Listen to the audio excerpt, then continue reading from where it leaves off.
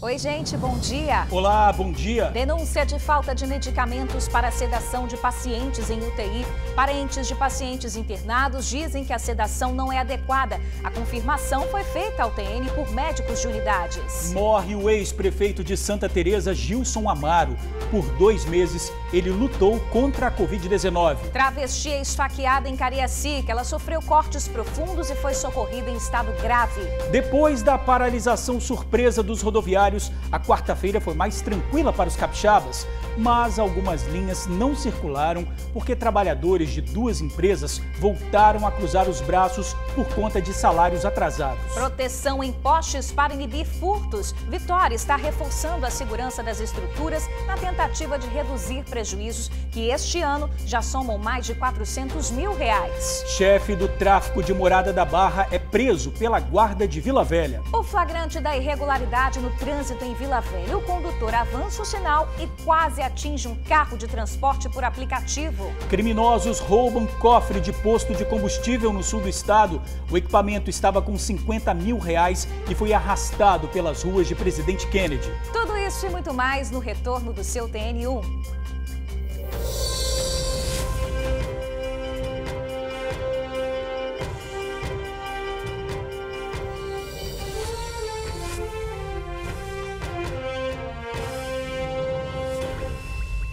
TN1 de volta, 11h43. A quarta-feira começou menos tumultuada para os capixabas que precisam dos ônibus. Depois da paralisação de ontem, o Transcol circulou normalmente na maioria dos bairros. Pois é, mas em algumas regiões ainda ficaram sem transporte coletivo porque trabalhadores de 2 empresas resolveram cruzar os braços por conta de atrasos salariais.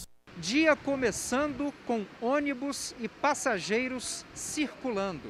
A quarta-feira está mais normal para quem depende de transporte público aqui na Grande Vitória. Situação bem diferente do que aconteceu ontem. Pois é, hoje sim a Maria está conseguindo ir do terminal de Itaparica para o trabalho. Hoje está normal, está tranquilo por enquanto. Diferente de ontem, né? Isso. Ontem eu nem fui trabalhar. Finalmente, Dona Joelma vai trabalhar também, depois de uma terça-feira praticamente perdida. Hoje para mim foi normal, peguei normal. Ontem eu não consegui, porque eu fiquei no ponto, passou 4 lotado e não parou para mim. Na verdade, nem só ir para o serviço não. Outros compromissos também foram retomados nesta quarta. Estou indo para o CAN.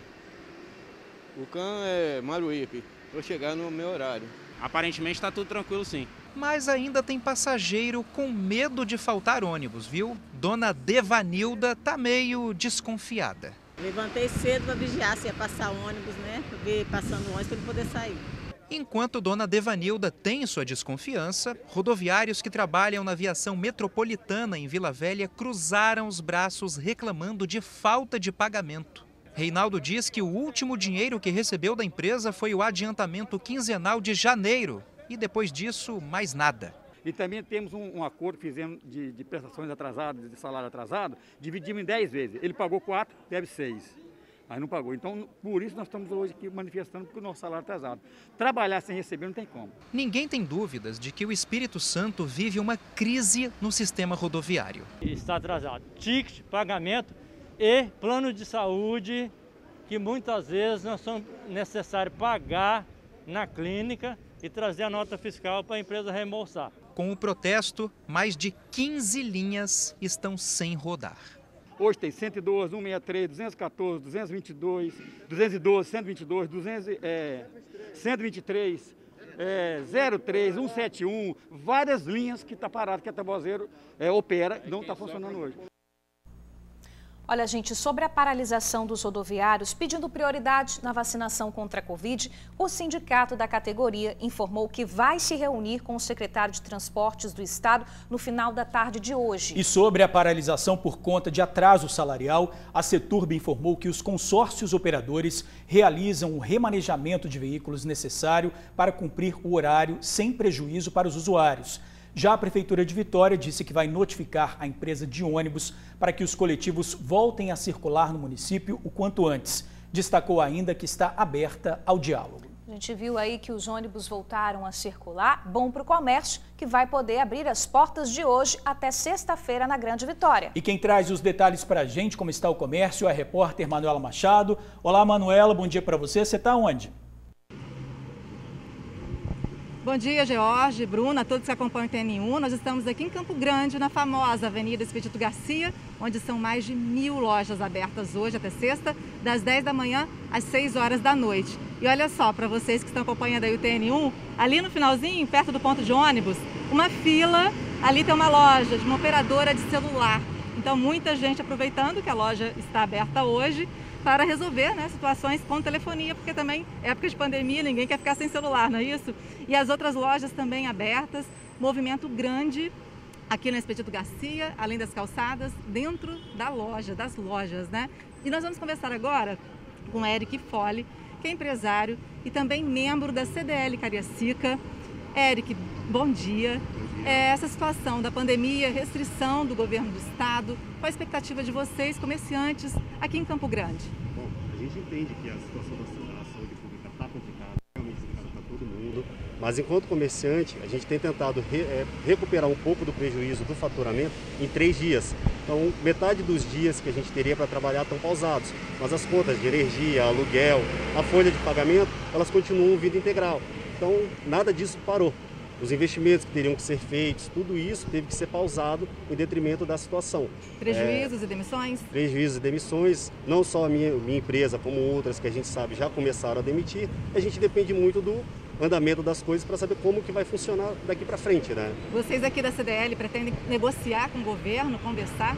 A gente tem dependido muito do que vai ser dito daqui para frente, da evolução da pandemia. Acho que fazer concessões é necessário para todos nós, mas também brigar pelos nossos direitos, brigar por aquilo que é importante para a gente, para manter as contas em dias, manter principalmente os empregos, também é muito importante. Você mesmo demitiu semana passada? Infelizmente tivemos que começar as demissões, a gente tentou segurar o máximo que deu, está tentando ainda fazer o melhor, mas chega uma situação que fica insustentável, porque as contas têm que ser pagas em dia e não podem falhar, né? Prejuízo de 40%, você falou? No mínimo 40% aí a gente tem apurado aí mês a mês, dia a dia na realidade, né?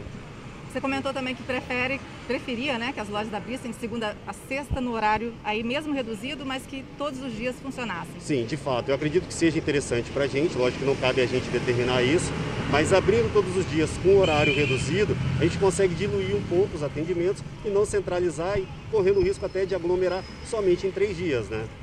Obrigada, Eric Fole, que é empresário, também membro da CDL Cariacica. Vou pedir para o Bruno, nosso câmera, mostrar mais a movimentação aqui na Expedito Garcia, lojas abertas, né, calçada bem movimentada, pessoas que saíram para aproveitar as compras hoje. Já começo lembrando, fica aberto hoje, amanhã e sexta-feira, das 10 da manhã até as 6 horas da noite. Shoppings de meio-dia até as 8 da noite. Salão de beleza, das 9 da manhã até as 9 da noite.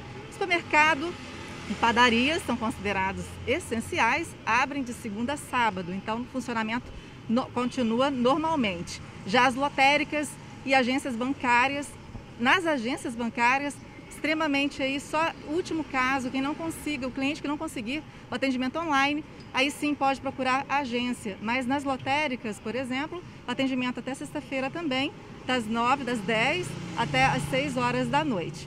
Eu volto aí com vocês no estúdio.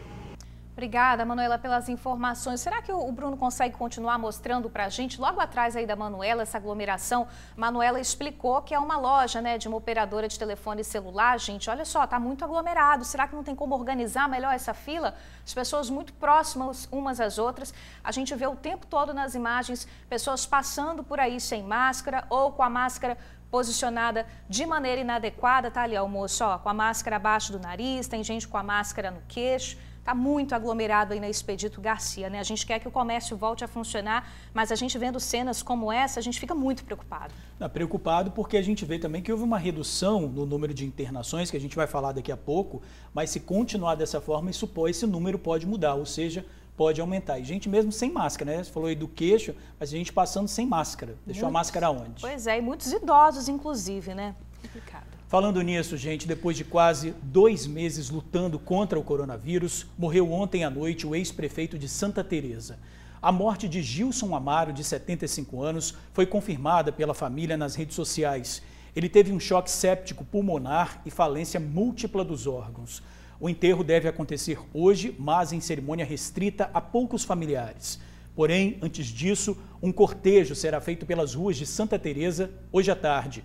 Gilson Amaro foi vereador, deputado estadual e prefeito da cidade por 4 mandatos. O governador Renato Casagrande lamentou a morte e destacou o legado do ex-parlamentar de trabalho, dedicação e amor a Santa Teresa.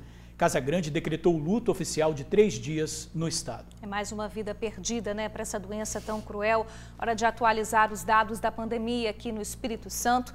De ontem para hoje foram registradas 94 mortes, um número ainda bastante alto. São 3.310 óbitos. 406.941 casos confirmados da doença desde o início da pandemia. Foram mais de 1.500 novos casos só de ontem para hoje. Muita coisa, né? Mas tem também os recuperados, a gente tem que falar deles, né? São mais de 376 mil que conseguiram se recuperar da pandemia, da doença.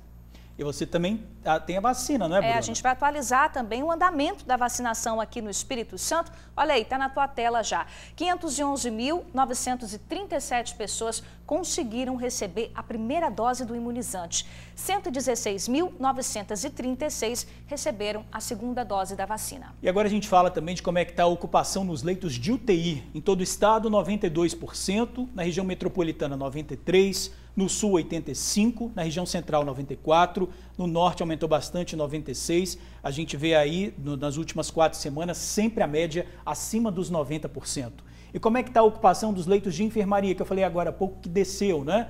Olha, enfermaria 76%, menor do que ontem. Na região metropolitana, 84% de ocupação, no sul, 64%, na região central, 68% e no norte, 66%, ou seja, a tendência até então de redução das ocupações da enfermaria, quem fica doente vai ter esse primeiro atendimento, né, está caindo. Isso é um bom sinal, mas a gente sempre tem que falar do que a gente tem que fazer, né, Bruno? Com certeza. Inclusive, tem um outro dado importante, Jorge, sobre os leitos de UTI, é que a ocupação dos leitos de UTI está acima dos 90% já há 4 semanas aqui no estado, mesmo com essa ampliação aí de quase 300 leitos anunciados agora dos últimos dias, ela já segue com esse dado acima de 90% há 4 semanas. É muito tempo, né? Olha, a gente segue aqui, não bastasse a internação por causa da Covid-19, capixabas enfrentam agora a falta de medicamentos para intubação. Olha, gente, essa denúncia é gravíssima e foi feita por uma servidora pública. O marido dela está em estado grave no hospital e não estaria recebendo tratamento adequado. Para essa funcionária pública da área da saúde, que prefere não ser identificada, os últimos 15 dias têm sido angustiantes. Saber que o meu marido, ele está entubado, acordado, ele está ouvindo as coisas, ele apenas não sente dor, mas ele sabe, e eu conheço o marido que eu tenho. O marido da funcionária foi internado no dia 31 de março, na UPA de Castelândia, na Serra. 3 dias depois, ele precisou ser entubado e foi transferido para o Hospital Jaime Santos Neves. Uma semana depois, o marido vinha apresentando uma melhora expressiva, até que no último domingo, a funcionária se assustou com um boletim médico que trouxe um quadro gravíssimo. Quando no domingo, dia 11, eu comecei a receber o boletim de uma forma que era para eu me preparar, que pro pior, que ele estava piorando, que o rim dele deu falência. E eu falei, mas não tem, porque até então o nefrologista não tinha nem fechado o quadro para fazer a hemodiálise. Aí, quando foi na segunda-feira, eu falei, olha, amanhã eu vou lá. Ao chegar no hospital, a funcionária soube pela médica que o marido não estava recebendo o tratamento adequado por falta de medicação. Quando eu cheguei lá, a doutora foi e passou o quadro para mim, de que ele não estava tendo uma evolução boa, ele estava gravíssimo, com risco de morte, porque ele não estava recebendo o tratamento adequado. Foram as palavras que ela usou, ele não estava recebendo o tratamento adequado para quem está em assistência ventilatória, porque ele precisaria de uma sedação completa. Para quem está com a quantidade de oxigênio enviada do respirador para ele, precisa estar completamente sedado, e ele não estava. Ao saber da situação do marido, ela entrou em desespero. Chegou a fazer uma denúncia no Ministério Público do Estado. Mas ontem à noite, teve a notícia de que ele finalmente recebeu a medicação e agora espera que consiga responder ao tratamento. Graças a Deus, Deus providenciou. Meu marido já está desde ontem à noite tomando a sedação e agora nós vamos esperar, porque ele vai reagir. O alerta da escassez de medicamentos imprescindíveis para o tratamento da Covid-19 não é pontual. O médico intensivista do sul do estado, Marlos Thompson, fez um desabafo ontem nas redes sociais. Estão acabando praticamente todos os remédios que a gente pode usar para manter os pacientes sedados. Eu tinha dado uma entrevista há uns dias atrás, dizendo que a gente estava usando medicações de segunda linha. As medicações que a gente prefere usar já não tem há muito tempo, como o Propofol. Mas hoje estão acabando os analgésicos fentanil, remifentanil, estão no fim. E o midazolam, que é um sedativo de segunda linha que a gente usa, infelizmente, quando não tem outro, também está acabando. O médico chegou a antecipar nos pacientes procedimentos que demandam menos sedativos, como a traqueostomia, por exemplo, por falta de medicação. Hoje, no Espírito Santo, pelo menos 900 pacientes estão internados em leitos de UTIs e precisam de tratamento específico para a Covid-19, com medicação adequada. Já nas enfermarias, são cerca de 700 pacientes. Se pensarmos que essas pessoas podem evoluir para quadros mais graves da doença e precisar, por exemplo, de intubação, o cenário é ainda mais desesperador. Nesta semana, o Estado entrou na Justiça contra empresas que venceram a licitação para o fornecimento do kit intubação e não entregaram os medicamentos. Das 13 ações movidas, 11 delas tiveram decisões favoráveis ao Estado. As empresas foram obrigadas a cumprirem com o fornecimento solicitado. Mesmo assim, em entrevista ao vivo dada ontem ao TN1, o subsecretário de Saúde, Luiz Carlos Reblin, afirmou que a situação é crítica. Esse é um momento muito difícil. Os esforços todos precisam ser no sentido de abastecer a rede para que as pessoas tenham condição de serem assistidas de maneira adequada. No Espírito Santo, com todos os esforços que nos permitem ter hoje, um estoque ainda para pelo menos aproximadamente por 2 semanas. Mas a realidade que mostramos a você no início dessa reportagem é que, na prática, pacientes e médicos já sentem na pele o grave problema da escassez de medicamentos, enquanto familiares se desesperam de mãos atadas diante de uma situação que pouco ou nada podem fazer para mudar. Isso é desumano, desumano mesmo. Não existe palavras para definir essa situação que nós estamos vivendo, entendeu? É muita gente sofrendo. A situação é muito delicada mesmo, demais, né, gente? O próprio subsecretário disse oficialmente aqui ontem no TN que só poderia haver falta de medicamento daqui a 2 semanas. Mas, pelo que a gente acompanhou aí na reportagem, pelo que a gente viu dessa denúncia, isso já está acontecendo, né? Assunto para a Vanessa Calmon, que fala ao vivo com a gente agora. Vanessa, seja bem-vinda. Boa tarde para você. Muito boa tarde, Bruna, boa tarde, George, boa tarde para todo mundo que nos acompanha. Pois é, nós ouvimos então hoje pela manhã, né, relatos de um familiar de um paciente que está internado no Hospital Jaime Santos Neves. Ouvimos também o desabafo de um médico intensivista que atua no sul do estado. E são relatos que nos trazem, de fato, muita angústia e muita preocupação com essa situação crítica e triste que vivem os pacientes que hoje precisam ser internados e que precisam de um tratamento mais específico por conta de quadros graves contra a Covid-19. Bom, nós ouvimos alguns especialistas também para sabermos sobre essa questão dos perigos de um paciente ser entubado e permanecer na intubação com uma sedação parcial. E um desses especialistas afirmou que um dos perigos é porque o corpo do paciente fica muito estressado com toda essa situação de estar entubado com uma sedação parcial. Então o próprio paciente pode acabar querendo tirar o tubo, né, que está fornecendo o oxigênio. E nesse momento, se ele de fato acabar sendo extubado, ele pode então vir a ter um quadro ainda mais grave, levar a uma situação de fato de risco de morte ali naquele momento por ficar sem o equipamento.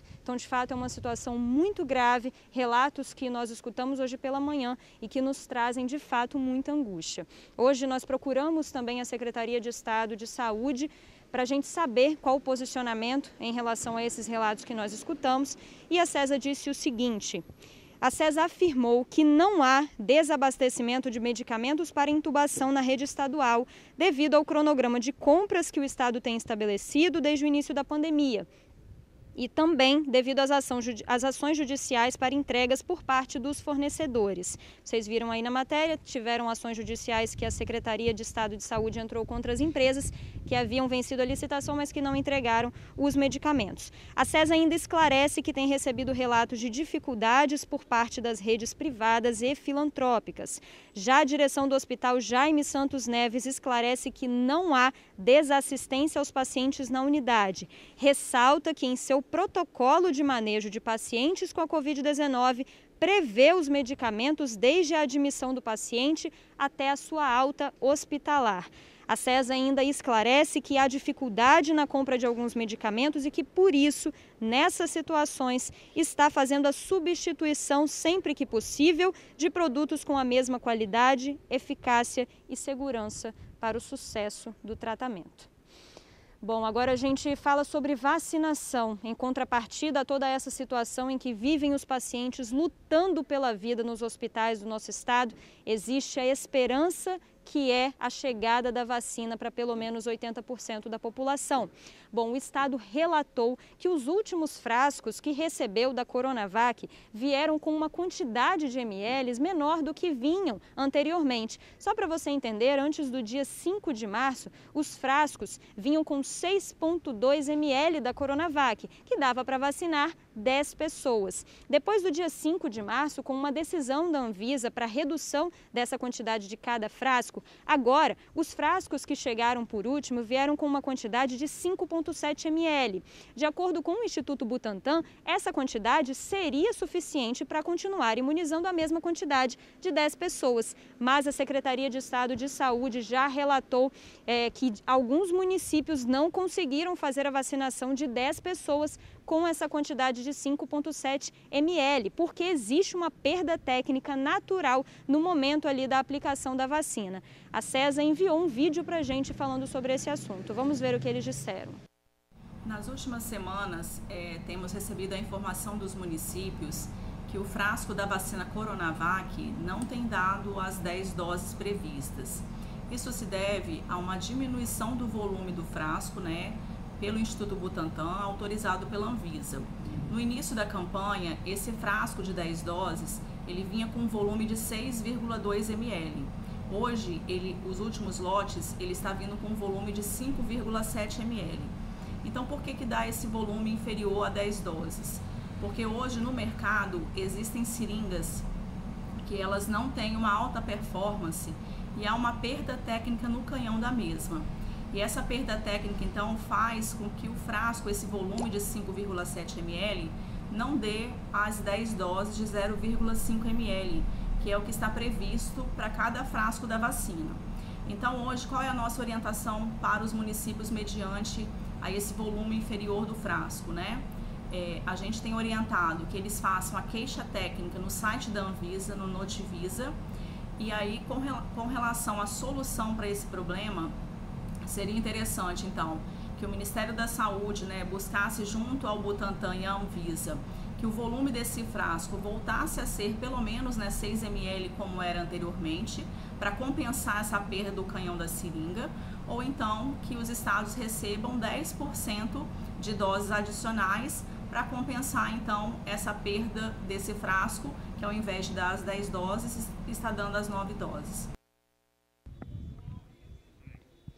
O que não dá é para a gente não vacinar as 10 pessoas com cada frasco, até porque a vacinação já caminha a passos lentos. Imagina se a gente não conseguir vacinar as pessoas que devem ser vacinadas com cada frasco, Bom, nós continuamos falando sobre vacinação, mas agora para falar sobre a ampliação, então, da campanha de vacinação aqui no nosso estado. Os profissionais de segurança pública começaram a ser vacinados desde a semana passada e existe uma expectativa muito grande pelo início da vacinação dos professores. Essa vacinação que deve ser iniciada, então, a partir de amanhã. Por isso, hoje nós conversamos com alguns professores para sabermos como está a expectativa desses profissionais pela vacinação e, claro, para que voltem às salas de aula. Vamos ver na matéria de Felipe Chicarino.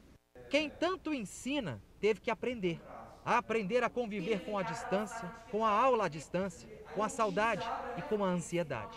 O vazio não é só dentro das salas de aula. É algo assim que angustia, né? Mas que ao mesmo tempo nos move para buscar uma forma de trabalhar que a gente consiga alcançar esse nosso aluno, aquele que está lá em casa e que não tem ninguém por ele. Igual eu brinco que eu nasci para ser blogueira, eu não gosto de ser filmada, de falar, mas a gente faz pelo aluno, a gente faz pela gente mesmo, porque estar longe da escola é muito ruim. Só que sem se vacinar, voltar à sala de aula normalmente não vai rolar. Daí, a partir de amanhã, ela chega ao Mestre com Carinho, a vacina da Covid-19. Vacina presente! Bom, Felipe, é necessário começar, já é um avanço, né?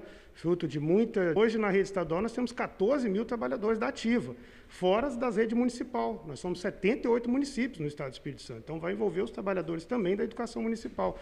Então, é um começo. É importante já iniciar a vacinação para a gente pensar num retorno seguro às aulas presenciais. Os profissionais de educação fazem parte do grupo prioritário determinado pelo Ministério da Saúde. Segundo o governo do Espírito Santo, as vacinas que vão contemplar este público vão vir das reservas técnicas e não vão prejudicar a imunização dos outros grupos prioritários, como os idosos, por exemplo. Os detalhes da imunização serão definidos ainda nesta quarta-feira. Para a infectologista Etel Maciel, esta vacinação precisa atender a todas as pessoas do ambiente escolar, do diretor até a merendeira, aquela tia que faz o rango responsa para o recreio. Tem que entrar todos os trabalhadores, não só os professores. Ainda que comece com os professores, o governo vai ter que explicar como vai ser essa vacinação. No primeiro momento, vacina os professores, no segundo momento, vacina todos os trabalhadores da educação básica, até chegar na educação superior. Perguntar para eles sobre a proximidade da vacinação é, como se diz na língua portuguesa, redundância, é chover no molhado. É claro que eles estão contando os segundos para se imunizar. É um sonho que vai se concretizar, né? Eu acho que é o que faltava para que a gente possa sonhar com um novo normal. Eu conto anos dias. Tem até um site, nem sei se é verdade, que você entra lá e coloca os dados e vê quanto tempo vai demorar para você vacinar. E o meu já deu 14 dias. Eu falei, tá ótimo, 14 está melhor do que eu esperava. Os professores da categoria vêm lutando, né, junto com o sindicato. Quer dizer, nós começamos agora, vamos começar a usufruir dessa conquista, né, junto com os demais profissionais super essenciais, que são profissionais da saúde, da área de segurança, né? A gente sabe também que existem outros profissionais que precisariam estar neste escopo também junto com a gente, para que a gente possa estar começando a voltar a pensar numa situação de normalidade. Essa mistura de expectativa e de ansiedade não é privilégio apenas dos profissionais de educação.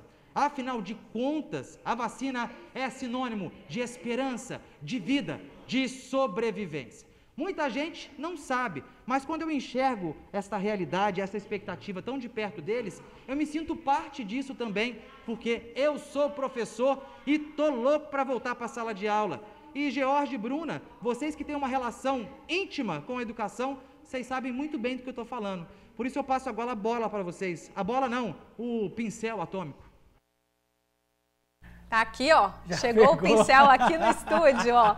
Ele passou o pincel pra gente porque eu tô numa ansiedade tremenda também. Minha mãe é professora e minha irmã é professora, então a gente tá aí na expectativa, né, para essa vacinação. Minha irmã também, ela tá grávida. Olha aí. Né? Então, realmente, falar nisso, a Vanessa tem informações sobre a vacinação de professores, né, Vanessa? Isso mesmo, George, porque hoje pela manhã também a Secretaria de Estado de Saúde mandou também um vídeo para a gente falando sobre essa questão da vacinação dos professores que a gente espera que comece então amanhã. Vamos ver o que disse a César. A vacinação desse público de forças de segurança e salvamento e professores será feito com essas doses, que é um quantitativo pequeno de doses, mas que daria para antecipar a vacinação desse público. E paralelo a isso, continuará dando sequência ao ordenamento dos grupos prioritários definidos pelo Ministério da Saúde, conforme o Plano Nacional de Vacinação. Lembrando que esse Plano Nacional de Vacinação, ele prevê a vacinação de 29 grupos prioritários.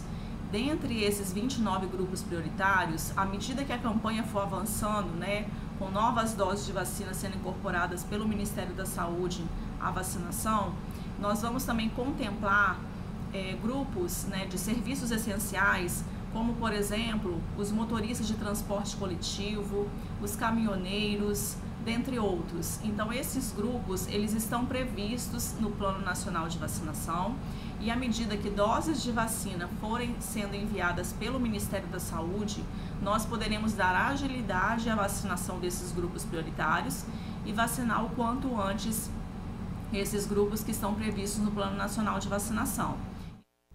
O quanto antes mesmo, né? Porque isso tem que ser necessário. Agora, tem uma dúvida que está rolando aí, que é o seguinte: quem tomou a vacina da Covid deve tomar a dose da vacina da gripe? Como é que faz isso daí, Vanessa? Você tem essa informação? Olha, Jorge, quem vai trazer essa informação para a gente é a doutora Etel Maciel. Ela falou, então, se a gente deve tomar a vacina da gripe, se não deve tomar a vacina da gripe quando toma da Covid, se existe um tempo aí de espera entre uma e outra. Vamos ver o que a doutora disse. Vacina contra a influenza, vacina contra a gripe e a vacina da Covid, contra a Covid, a gente precisa deixar um intervalo de pelo menos 14 dias. Então, se você tomou vacina contra a Covid hoje, você espera 14 dias para tomar a vacina contra a gripe. Se for o contrário, você tomou a vacina contra a gripe hoje, você espera 14 dias para tomar a vacina contra a Covid. Então, independente de qual você tomar primeiro, respeita o intervalo de 14 dias. Outra dúvida recorrente também, você falou que sua irmã está grávida, né? Será que a gente tem informações, Vanessa, como é que fica a situação das grávidas? Elas devem ou não tomar a vacina?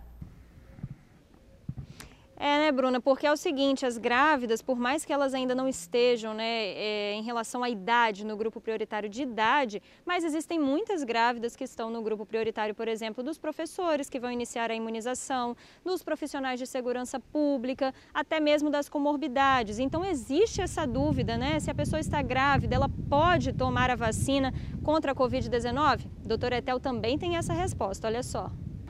Gestante deve tomar vacina? Algumas gestantes estão aí agendadas para tomar a vacina, porque são profissionais de saúde, porque são professoras, né? Agora que inicia a vacinação para professoras, ou porque estão em forças de segurança, né, de salvamento. Deve tomar vacina? Não há contraindicação para gestação com essas vacinas que nós temos, que são de vírus inativado. É sempre importante discutir com o profissional que está acompanhando, né, o obstetra, a obstetra que está fazendo o seu acompanhamento, mas não há contraindicação. Nesse momento, pelo risco das gestantes contraírem a doença e ficarem num estado mais grave, temos visto um aumento em gestantes com Covid evoluindo para uma gravidade. É importante tomar vacina para se proteger. Então, na relação risco-benefício, o maior benefício é que você tome a vacina. Você viu aí a doutora Etel falando, né, na balança, quando a gente coloca na balança em relação ao risco e ao benefício, o benefício está muito maior do que o risco. Não há contraindicação, então, de fato, se você está grávida e vai ser contemplada em algum desses grupos prioritários com a vacinação, você deve tomar a vacina. A gente viu, infelizmente, nós trouxemos recentemente diversos casos de mulheres que estavam grávidas e tiveram formas mais graves da Covid-19, precisaram passar por cesarianas de emergência. Então, de fato, é uma situação muito preocupante para esse público. E agora a doutora Etel Maciel, então, vem tirar essas dúvidas. Eu volto com vocês aí no estúdio, George e Bruna. Tá certo, Vanessa. Obrigada aí pelos esclarecimentos, viu? Bom trabalho. Valeu, obrigado. E olha, notícias policiais, a Guarda de Vila Velha prendeu um suspeito de chefiar o tráfico de drogas em Morada da Barra. A apreensão da Guarda Municipal e da Força Tática aconteceu durante uma operação na região 5 em Vila Velha. Em Barra Mares, os agentes encontraram munição e rádios comunicadores em uma casa. Depois, eles seguiram até o bairro Morada da Barra, onde prenderam um suspeito de ter envolvimento com homicídios na região. Na casa dele, a polícia localizou um revólver calibre 38, mais munição e material para embalo de entorpecente. O detido, que já tem diversas passagens pela polícia... Olha, a gente teve um probleminha para exibir aí o VT, mas esse suspeito do caso que a gente estava mostrando, de 32 anos, foi encaminhado para a Delegacia Regional de Vila Velha e foi autuado em flagrante por posse ilegal de arma. Segundo a Polícia Civil, ele pagou fiança e vai responder em liberdade. A arma apreendida vai ser encaminhada para o setor de balística da Polícia Civil. Bandidos usaram uma caminhonete para roubar um cofre com R$50 mil de um posto de combustível no sul do estado. Os criminosos chegaram em uma caminhonete durante a madrugada. Eles estavam armados e primeiro renderam o frentista. Depois pegaram um cabo de aço e amarraram o cofre, que estava fixado no chão, ao lado de uma das bombas do posto. Foram várias tentativas até conseguirem arrancar o equipamento. O assalto aconteceu em Presidente Kennedy. Os bandidos seguiram por uma rodovia estadual arrastando o cofre. No meio do caminho, renderam 2 homens que seguiam para o trabalho e os obrigaram a colocar o cofre em cima de uma caminhonete. Pelo menos 3 bandidos participaram da ação. Buscas foram feitas, mas ninguém foi preso. Vocês vão ver agora o momento em que um jovem foge da polícia pelas ruas de Linhares. Olha só, o rapaz está de moto e mesmo com a viatura atrás dele, realiza várias manobras perigosas. Populares que estão na rua gravam a cena e dão risadas da situação. A perseguição acontece por vários pontos do bairro Canivete. Pedestres e ciclistas quase são atropelados nessa fuga. O motociclista não foi localizado pela polícia e também ainda não foi identificado. Olha, a gente fala agora da operação de combate à quadrilha acusada de roubar farmácias na Grande Vitória. A polícia também divulgou o resultado de outras operações que aconteceram aqui na capital. Entre as apreensões, um colete especial de proteção resistente a até tiros de fuzil, além de 10 quilos de drogas. 6 pessoas foram presas, entre elas o contador do tráfico. Um total de 10 quilos de drogas, entre maconha, cocaína, crack, arma, um objeto que transforma uma pistola em uma arma ainda mais poderosa, conhecido como kit Rony, placas de veículos e coletes à prova de balas. Todo esse material é a apreensão de diversas operações realizadas pela Polícia Civil nos bairros São Benedito, da Penha, Bonfim. Essas operações começaram por conta do intenso roubo a farmácias nessas regiões. Fazendo um trabalho para identificar e prender criminosos que estavam cometendo crimes patrimoniais na região de Vitória, nos deparamos com essa residência, com essa grande quantidade de droga. E numa dessas, um homem de 23 anos, conhecido como contador do tráfico, acabou preso. Vai desestabilizar o tráfico, porque não só o contador foi preso, como também toda a contabilidade. Então nós vamos agora conhecer toda a circunstância do tráfico, nós vamos conhecer agora toda a sua natureza, todas as suas entranhas através dessa prisão. Junto com o contador do tráfico de drogas ali da região do Bonfim, o que chamou a atenção foi a apreensão de 2 coletes de cerâmica. Eles são muito fortes, capazes, inclusive, de suportar tiros de um fuzil calibre 5.56. É um colete específico que só grupos operacionais possuem e é um colete um valor agregado caro, que é de cerâmica, e causa estranheza de um colete desse estar numa região de intenso tráfico de drogas, né? Para a gente ver como é que esses criminosos estão se armando para estar atentando contra o Estado. As operações começaram na semana passada, quando a polícia encontrou todo o material entorpecente, além de balança de precisão e também radiocomunicadores.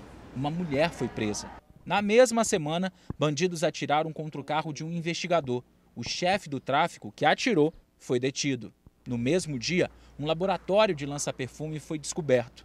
A última operação foi na sexta-feira, que acabou na prisão do contador do tráfico. Ao todo, 6 pessoas foram detidas durante as diligências. Essas 6 pessoas possuem envolvimento com o tráfico de drogas da região, mas nós não conseguimos ainda identificar a ligação deles ao ataque criminoso contra o policial civil. Então, até o momento, nós temos um preso, que foi o executor e mandante, e 2 identificados. Então, continuaremos intensificando o policiamento na região até estarmos localizando esses criminosos.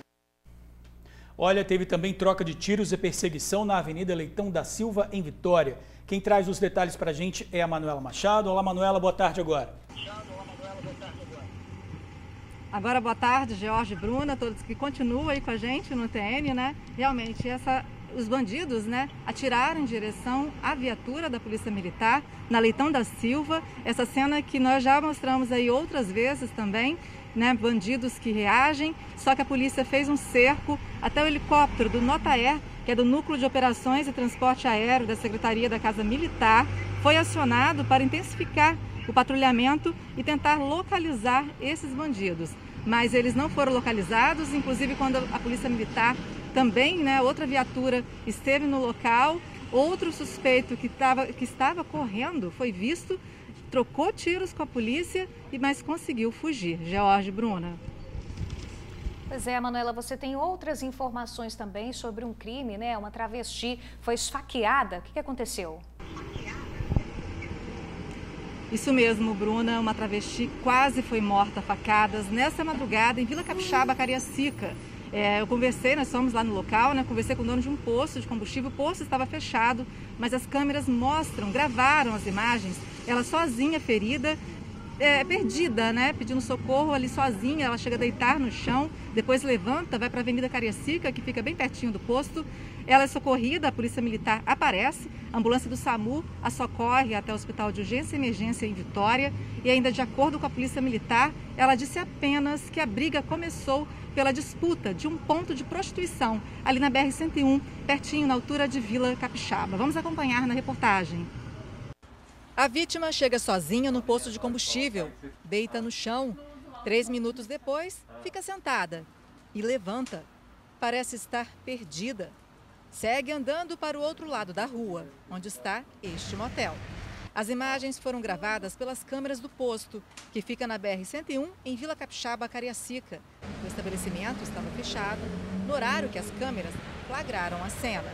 Nós estamos aqui a aproximadamente 200 metros do posto de combustível. Segundo testemunhas, a vítima teria andado até aqui e caído no meio da Avenida Cariacica, onde nós estamos. Ainda tem marcas de sangue aqui no asfalto, até a chegada da viatura da Polícia Militar. E segundo os militares, ela estava praticamente desacordada, sem documentos e aparenta ter 35 anos de idade. Ainda de acordo com os PMs, ela teria dito que a confusão começou por causa de uma briga pelo ponto de prostituição na BR-101. A vítima ainda aparentava ter ferimentos na cabeça, pescoço e nas costas. A vítima foi socorrida pela ambulância do SAMU e levada para o Hospital de Urgência e Emergência em Vitória. Segundo os funcionários do hospital, nenhum familiar havia aparecido e a paciente ainda não tinha sido identificada. De acordo com informações da PM e de comerciantes da região, onde aconteceu a tentativa de homicídio, um grupo de moradores em situação de rua, usuários de droga e travestis costumam ficar neste prédio abandonado, localizado em frente à BR-101, no contorno, na altura de Vila Capixaba.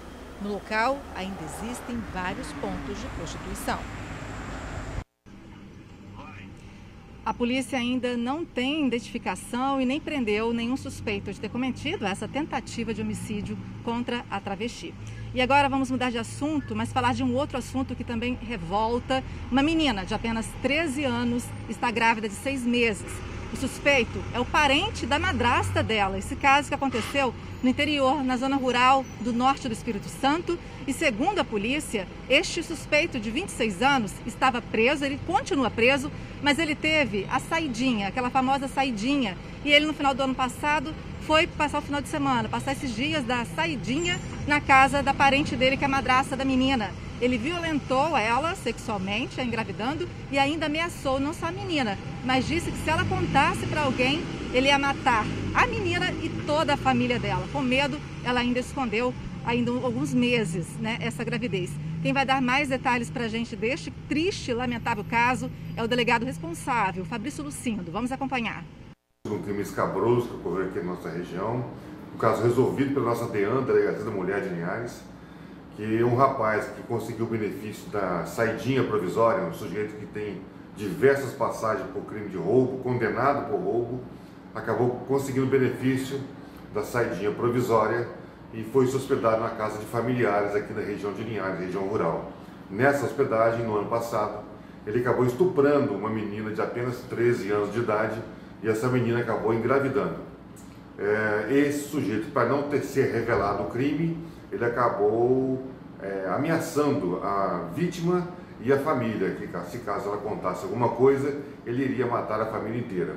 A moça ficou com medo de contar a história, a gravidez foi chegando no ponto que não podia ser mais interrompida. Quando descobriram, quando procuraram a polícia, ela já estava com 6 meses de gravidez, então não pode mais ser interrompida. O caso foi todo solucionado, a delegada da mulher aqui de Linhares já pediu a prisão preventiva do sujeito e informou o juiz da execução penal para que ele não saia mais pelo benefício da saidinha. E caso seja condenado por esse estupro, ele vai pagar por uma pena de 8 a 15 anos de prisão, caso seja condenado. Obrigada aí, né, doutor Leonardo, o Fabrício Lucindo, que é delegado lá do Norte do Espírito Santo. Obrigada pelas informações. Eu volto com vocês aí no estúdio com essa lamentável e chocante notícia. Jorge Bruna. Sem dúvidas, mais um caso parecido lá no norte do estado. Manu, obrigada aí pelas informações. Bom trabalho. Olha, a seguir, morre jovem baleado na cabeça durante brincadeira de roleta russa. Continuam as buscas ao lutador de jiu-jitsu que desapareceu ao entrar numa cachoeira em Castelo. A vacinação contra a Covid no município da Serra. Hoje, os agentes municipais começaram a ser imunizados. O furto de fios de cobre na capital. Foram mais de R$450 mil em prejuízo nos últimos meses. A prefeitura está reforçando a estrutura dos postes para evitar a ação dos criminosos. Isso tudo e muito mais no retorno do TN1. Até já. TN1 de volta. Morreu ontem o jovem baleado na cabeça durante uma brincadeira de roleta russa em Guaçuí. Eduardo Carvalho Vieira estava internado na Santa Casa de Misericórdia desde a terça-feira desta semana. Ele foi levado para o local em estado grave após ser atingido por um tiro na cabeça. A arma usada no crime foi essa que vai aparecer aí para você. Eduardo comemorava um aniversário de 18 anos quando um dos amigos pegou o revólver e deu início à brincadeira que terminou em tragédia. A polícia investiga o caso e o atirador ainda não foi localizado. Gente, agora olha só o que aconteceu em Itaparica, Vila Velha. Nosso amigo do TN, o Edson Araújo, é motorista de aplicativo. Ele tem uma câmera no carro e vai contar pra gente o que aconteceu. Esse flagrante foi no sinal de trânsito do Tartarugão, em Coqueiral de Itaparica, Vila Velha. Olha só. Olha o absurdo. Ainda bem que eu ando bem devagar, com atenção, mas se eu estou em alta velocidade, não poderia evitar isso. Teria uma tragédia.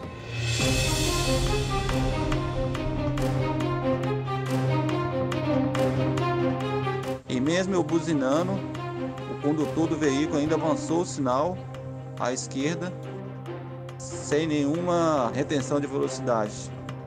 Ele estava no celular. Um absurdo. Gente, que absurdo, né? Ele buzinou, furou. Perigoso demais, gente. Um absurdo. A gente tem que ter atenção no trânsito, né? Graças a Deus que o outro condutor, né? Nosso amigo do TN estava devagar e conseguiu frear e evitar o acidente. Né? Pois é, se você tiver algum flagrante ou denúncia, mande para o nosso WhatsApp. Você já sabe o telefone. 997-92-2530, 997-92-2530. Continuam as buscas pelo atleta de jiu-jitsu Felipe Guzão, de 32 anos. Felipe desapareceu na última segunda-feira após um mergulho na cachoeira do Rio Castelo, em Castelo, sul do estado. Segundo testemunhas, o jovem estava com um grupo de amigos treinando na academia quando decidiram sair e tomar um banho na cachoeira, mas a correnteza estava muito forte e Felipe acabou sendo arrastado. Durante a tarde de ontem e a manhã de segunda-feira, o trabalho de busca subaquática foi realizado, mas não houve sucesso. As buscas superficiais foram retomadas nesta manhã e estão em andamento. Olha, hoje os agentes municipais da Serra começaram a ser vacinados. Ao todo serão vacinados 637 trabalhadores da Força de Segurança e Salvamento do município. Nessa categoria estão a Guarda Municipal, o Corpo de Bombeiros e as Polícias Civil e Militar. O prefeito da Serra, Sérgio Vidigal, também anunciou a vacinação dos professores a partir de amanhã. Hoje iniciamos a vacinação dos profissionais da área de segurança.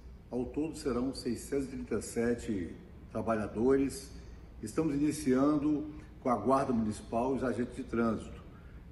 Lembrando que a partir de amanhã estaremos também iniciando a vacinação dos profissionais da área da educação, que no município representa ao todo quase 5.000 servidores.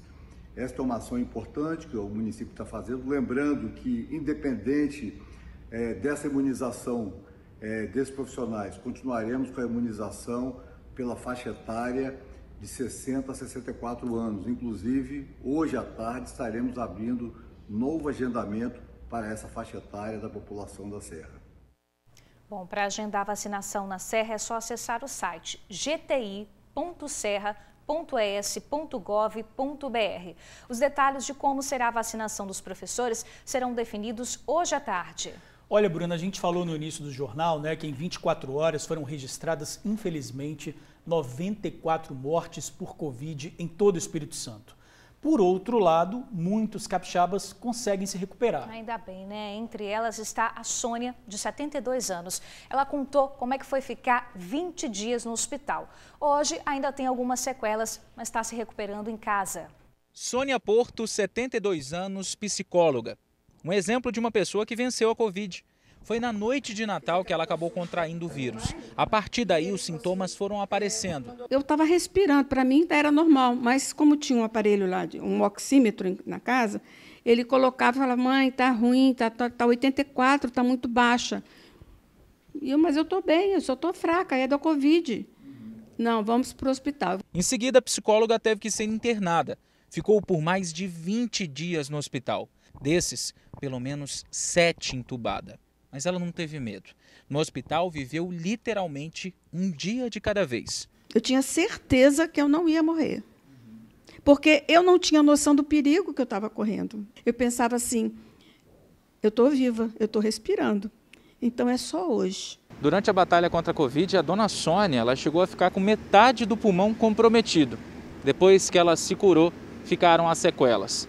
A memória ainda está um pouco fraca. O cabelo chegou a cair e a fraqueza no corpo começou a aparecer. Eu agora já ando, porque eu andava sempre com uma perna aqui, uma perna ali, sempre assim, com medo de cair.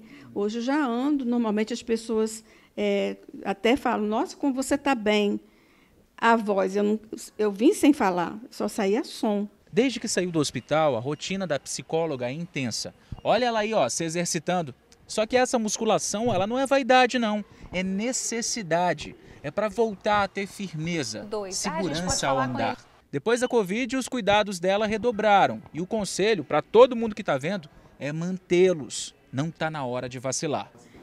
Que as pessoas se cuidem muito. Porque a gente não sabe, eu não sei como peguei.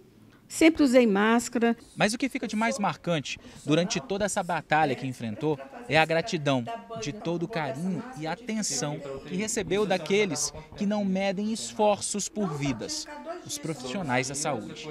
A equipe de enfermagem, nossa, mãe do céu, mas parecia que me conhecia há muito tempo, me faziam carinho, e eles chegam te dando carinho, te dando amor. Nossa, eles passavam até batom em mim. Quanto carinho, quanto cuidado, Verdade. né? Ô, Bruna, falando em cuidado, está tendo uma dúvida, né, que a gente vai responder agora. Quem tomou a primeira dose da vacina e ficou doente de Covid, que é o caso aí de muita gente, tem que esperar para tomar a segunda dose? Vamos ver. Se você tomou a primeira dose da vacina contra a Covid, e você tinha que tomar a segunda dose hoje, ou amanhã, ou depois, e você está doente, com suspeita de Covid, você precisa esperar 30 dias para você tomar a sua segunda dose. Então, lembrar disso. Se entre a primeira e a segunda dose você ficou doente, é preciso respeitar o intervalo de 30 dias para você tomar a segunda dose. Mas é importante tomar a segunda dose. Tá aí respondido, então. Olha, ontem nós falamos aqui no TN de um crime que está cada vez mais comum na Grande Vitória. O furto de fios de cobre. Tem bandido, gente, derrubando poste para pegar o material. Pois é, só em Vitória o prejuízo dos últimos meses gira em torno de quase R$500 mil.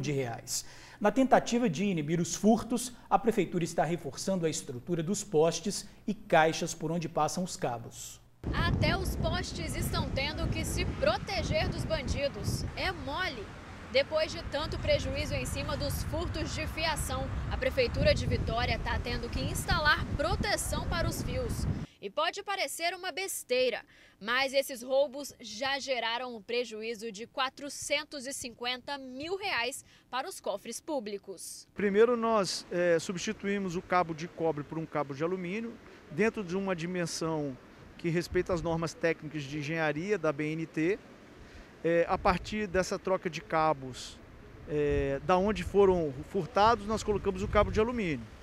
E aí nós fazemos um envelopamento com concreto. Esse envelopamento de 20 centímetros, concretamos depois das conexões à caixa de passagem, assim dificultando o furto de cabo. Mas não pense que o prejuízo vai só para o bolso da Prefeitura, não.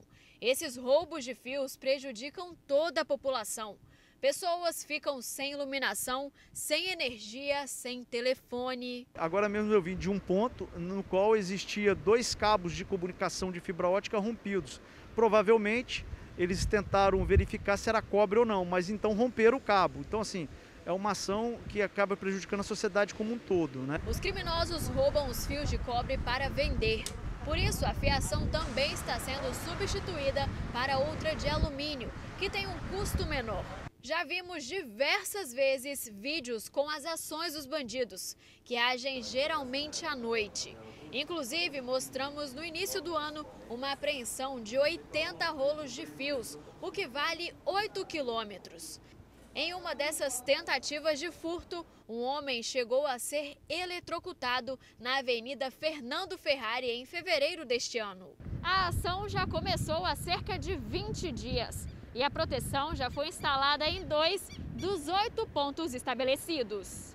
Ao todo, 400 postes do município vão ser protegidos e terão iluminação restabelecida. O projeto é para tentar inibir a ação dos criminosos, mas é necessário que toda a população colabore e denuncie. Toda a sociedade tem que estar envolvida, qualquer tipo de suspeita, ligar para a Polícia Militar, ligar para a Guarda Municipal, pedir uma diligência, porque essas ações são feitas na madrugada, à noite, então assim, quando um carro estiver passando e verificar alguma ação suspeita, entrar em contato. Nossa equipe também está fazendo algumas ações assim à noite, passando em algumas rotas, para a gente verificar também. Quarta-feira, 14 de abril, veja os destaques do jornal A Tribuna. Planos vão ter de autorizar teste de Covid na hora da consulta. Na foto principal, médicos fazem cartilha para a saúde das crianças em casa. Bandidos roubam mais de 800 carros e motos na Grande Vitória. Economistas preveem mais aumentos no preço da carne. 46 novos radares começam a ser instalados na BR-101. E veja ainda na edição de hoje, em AT2, Roberto Carlos. Chegar aos 80 anos não me assusta. Robôs de cobrança aumentam pressão sobre devedores. E no caderno de imóveis, tem horta no condomínio. Intervalo rápido e a seguir você vai ver a distribuição de cestas básicas em Vitória. O benefício é para famílias da capital com renda de até R$ 178 por pessoa. Já já a gente explica como faz o cadastro. A gente já volta. Tem nenhum de volta. Olha, gente, nesse momento de pandemia, algumas famílias estão tendo dificuldade até mesmo para levar comida para casa. A gente já mostrou isso aqui, há várias semanas.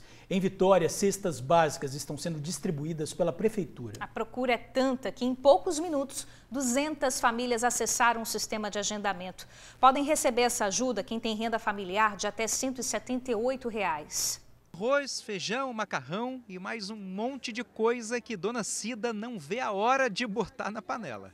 Conseguimos, graças a Deus. Nós só temos que agradecer. Ela veio hoje aqui na Casa do Cidadão, em Vitória, para buscar uma bela de uma cesta básica, viu? É que famílias da capital com renda de até R$ 178 por pessoa podem receber o benefício e levar comida para a mesa. Nessa vibe, Dona Mariana também aproveitou e vai dividir a cesta com o vovozinho dela. Nossa, me ajudar bastante. Agora ainda vou dividir ainda com meu avô, que vou dar com as coisinhas para ele. Para conseguir o benefício, tem que se cadastrar no site da Prefeitura de Vitória. A pessoa precisa estar sendo acompanhada pelo CRAS, ou pelo CREAS, ou qualquer serviço da assistência social, Por isso, a nossa orientação é que sempre quando a pessoa estiver em vulnerabilidade social, procure um CRAS, um CREAS ou qualquer unidade de referência. Mas também a gente abre a oportunidade através do Sexta VIX, um agendamento online para pessoas que ainda não estejam sendo acompanhadas, fazerem esse cadastro desde que atendam os critérios. Só nesse mês de abril serão distribuídas um total de 1.630 cestas básicas como aquelas ali. E na próxima segunda-feira, dia 19, será aberto um novo cadastro para que mais famílias possam ser beneficiadas. É importante ressaltar que famílias que já pegaram sua cesta só poderão pegar mais uma 30 dias depois. Algumas famílias, pelo número de pessoas, pelo número de crianças abaixo de 6 anos, podem sim estar recebendo mais de uma cesta, a depender da avaliação da nossa equipe. A solicitação das cestas é feita no endereço cigaf.vitoria.es.gov.br. O local para retirada é informado no ato do agendamento. Um jovem ficou ferido depois de perder o controle da moto e bater em uma loja. O vídeo mostra o motociclista descontrolado e atingindo em cheio a vidraça da joalheria. Foi no centro de Cachoeiro de Itapemirim. O jovem teve ferimentos pelo corpo, principalmente cortes provocados pelos estilhaços do vidro. Apesar do susto, ele logo se levantou e seguiu viagem. 12h46, hora de encerrar o TN1. A gente vai ficando por aqui, mas amanhã estamos de volta. Valeu, gente. Obrigado pela companhia e até amanhã. Tchau.